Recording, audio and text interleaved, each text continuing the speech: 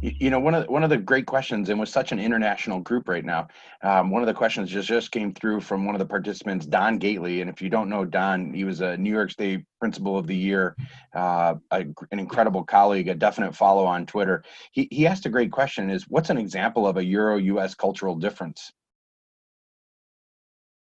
I'll talk from my point of view, being neither of those. As an Australian coming in, we're pretty magnanimous, and we're pretty as a group, I guess, if you want to generalize, laid back. I think if we're going to draw an analysis to a Canadian, it's pretty close. Probably not so polite as the US, but working in Central and Eastern Europe, there's a big difference. I mean, we will go into a conversation and talk about the really good things that happen, and then we'll lead into, okay, we can improve this. My experience as Central Europeans, that's fluff. Just tell me what I need to do. Let me do it. Tell me what I need to improve and sometimes that can feel really abrupt. And so you've got to measure those cultural differences. And sometimes that there's a sense of complaining, but it's not that. It's saying, I want to know how to get better. Just tell me. Don't give me all this fluff about doing this. Just tell me what I'm supposed to do. And it's very straightforward. And oftentimes people are very honest about it. And from an Australian, and certainly maybe a US or Canadian perspective, that can be confronting. And we just need to measure that and go, this is the way you do it. Okay. I find that interaction confronting, but it works. And as long as you know that they're coming from, it's the presumption of positive intent. We're all here trying to do the best we can do. We just come from it in different language or different cultural experiences. And in Croatia, it's a new country. 25 years ago, it was Yugoslavia, and the way of thinking was pretty much controlled. The experience of exploring how to be independent of thought is evolving. And I would add, since I raised that question, is that I have an experience where everything that I request of someone on my team to do, they want my approval. They want me to monitor every single aspect of it and give them approval along the way, where I want them to say, have you done the best?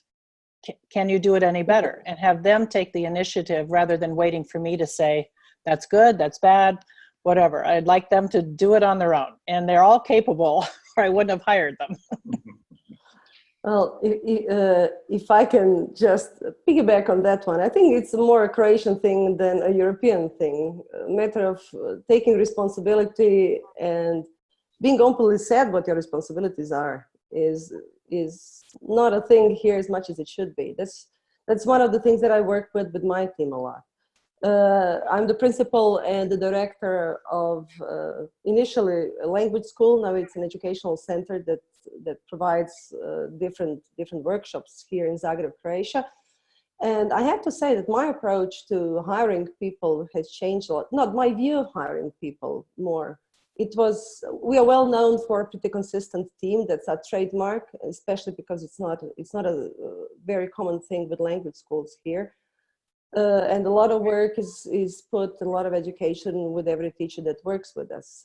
This year, unexpectedly, we have 4 new teachers in our team, which was in the beginning pretty intimidating, but it turns out that, just as you said, if you find people that you think you can put your trust in, I think we are heading off to this year with the best team we've ever had, really. And we were kindly invited to a workshop hosted by Fred Perlman in the American International School of Zagreb. And there was one question about the school norms that Shady, who's with us here as one of the new teachers, he joined us last year, not this year. But there was this question about school norms and how does a new person feel about school norms? How much are you allowed to bring in? And does that put your school norms in question? So what do you shake them with your input, or do you build on them?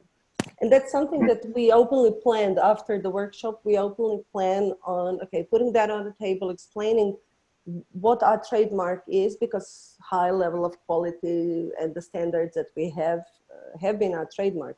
But then how do you make the most of the fabulous new people that have joined our team? So that one's on you, Shady, then. Okay, well, first of all, hi everyone.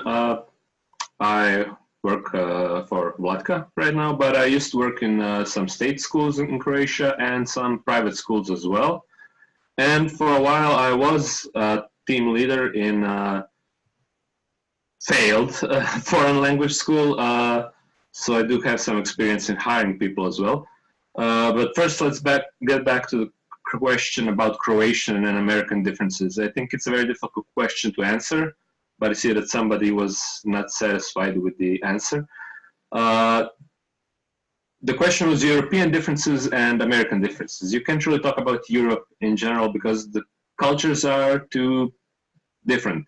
You can talk about Croatia, but then again, I don't know enough about America to say anything special. But when it comes to needing specific directions, yeah, that's completely true in Croatia, because if you don't give specific directions to people, unfortunately, you might put your trust into somebody who seems very capable and interested in his work and everything, and then in a few months you have a crisis you have to solve, like I had to do at that failed foreign language school, where unfortunately I had to hire a bunch of people I would never hire, but we had a huge demand.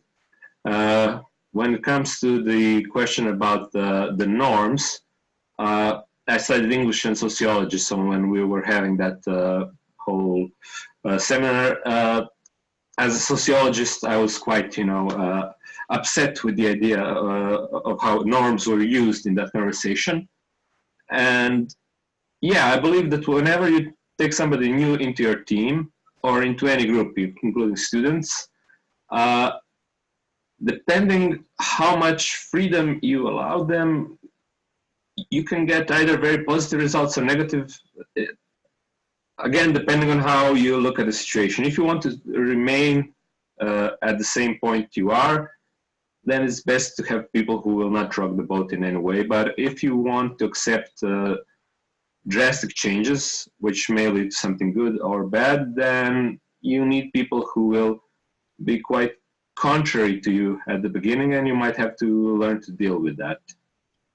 So I don't know if that answered the question. I took a bit long, so.